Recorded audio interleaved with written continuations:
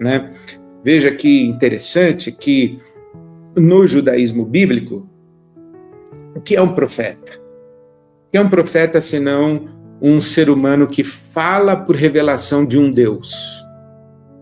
Hoje nós falamos assim, é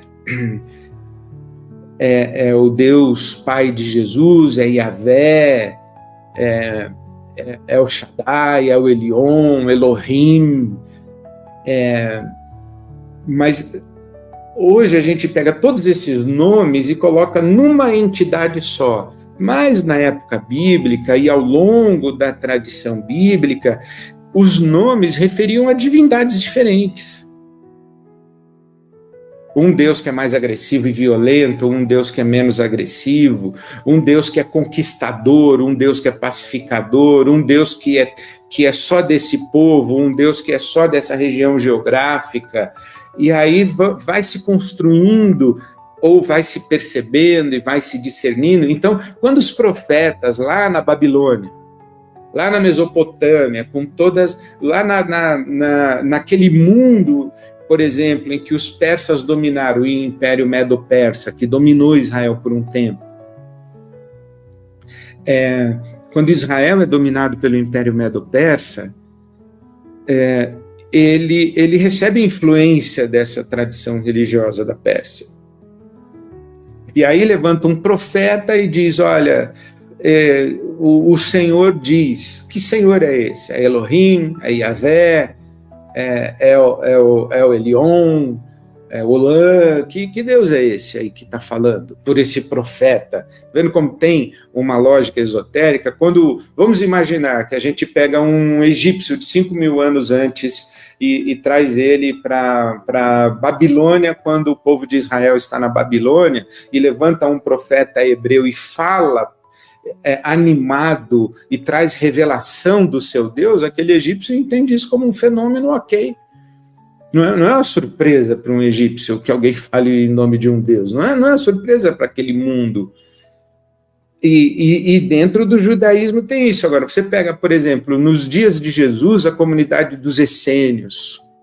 A comunidade dos essênios, ali na região do Mar Morto, depois foram descobertas já na década de 1960, as comunidades, os manuscritos do Mar Morto, a comunidade de Qumran. Veja, essa comunidade dos essênios retirada é uma comunidade que, nessa terminologia que nós estamos usando, é uma comunidade esotérica, que guarda conhecimentos e revelações, e, por exemplo, a experiência messiânica, a esperança messiânica, isso é um conhecimento que é guardado pela comunidade dos essênios, e quem conhece aquilo? Ou aquilo, quem conhece quem conhece essa esperança messiânica conforme a interpretação dos essênios, que é diferente da interpretação dos fariseus, que é diferente da interpretação dos saduceus, são comunidades para iniciados, dentro dessa terminologia que nós estamos falando.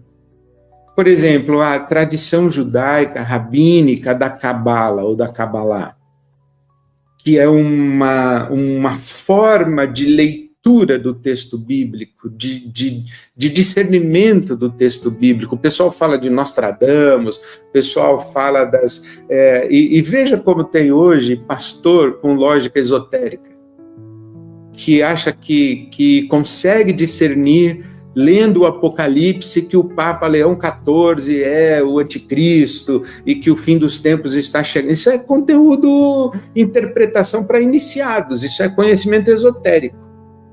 É dentro dessa lógica que as religiões estão funcionando. Tá percebendo aí? Agora, quer ir um pouquinho mais longe? Veja Jesus falando com seus discípulos. Se não é uma fala de lógica esotérica. Graças te dou, ó Pai, Senhor do céu e da terra, que ocultaste estas coisas aos sábios e entendidos e as revelaste aos pequeninos. Sim, ó Pai, porque assim te aprouve, todas as coisas me foram entregues por meu Pai, e ninguém conhece o Filho senão o Pai, e ninguém conhece o Pai senão o Filho, e aquele a quem o Filho o quiser revelar. Ora, isso aqui é pura linguagem esotérica. Aqui tem Jesus, que diz, o meu Pai, o meu Deus, ou o Deus com quem eu sou um, ele me revelou coisas, e revelou aos pequeninos e ocultou dos sábios. O que Jesus está falando é que existe aqui um conhecimento que é reservado, é um conhecimento fechado, é um conhecimento que somente os iniciados receberam. E Jesus está dizendo, quem são os iniciados? São os pequeninos, não são os sábios e os instruídos, os letrados, os entendidos.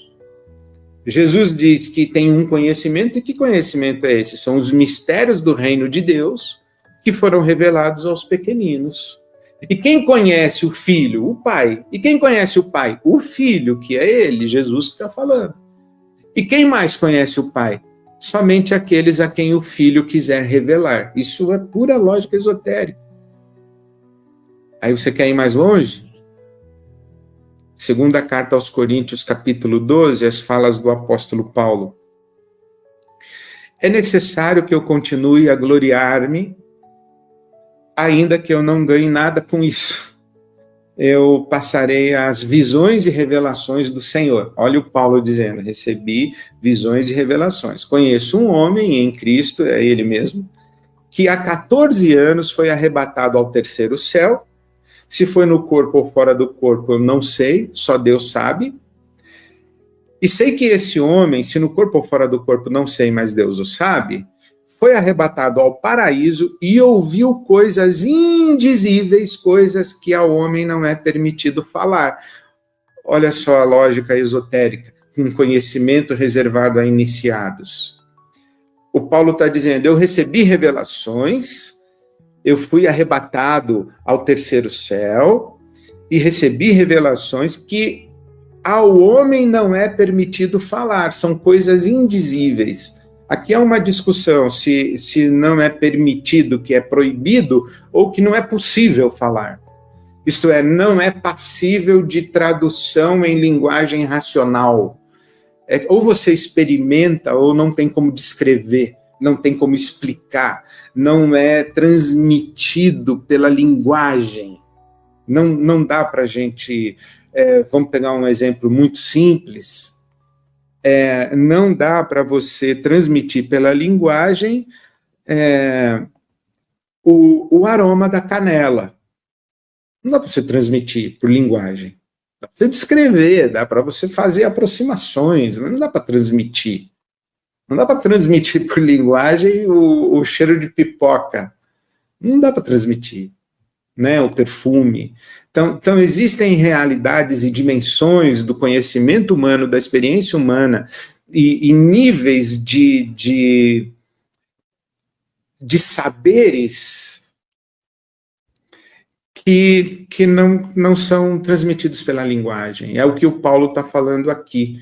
Então, é uma discussão teológica, se não é permitido porque é proibido, ou não é permitido porque não é possível. São coisas que ele mesmo aqui chama de indizíveis. Quando perguntaram a Carl Jung se ele acredita em Deus, ele disse, eu não acredito, eu sei.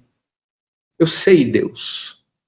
O que é isso? Ele tá descrevendo uma experiência que a tradição cristã posterior vai chamar de experiência mística, que é o contato direto com Deus e não apenas o conhecimento teórico.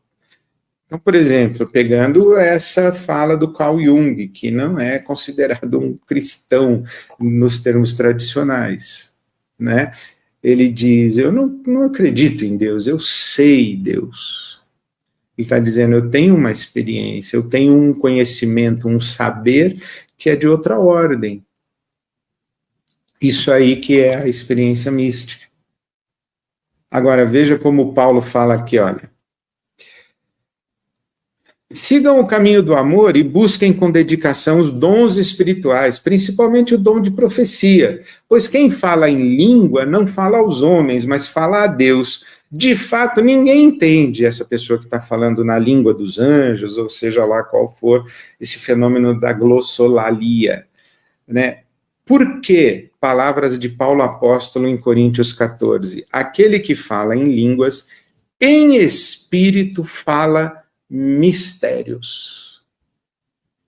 Olha aí, é um conhecimento, é um saber que a pessoa que fala, ela adquire esse saber, mas ela não consegue traduzir isso em palavras na linguagem conhecida.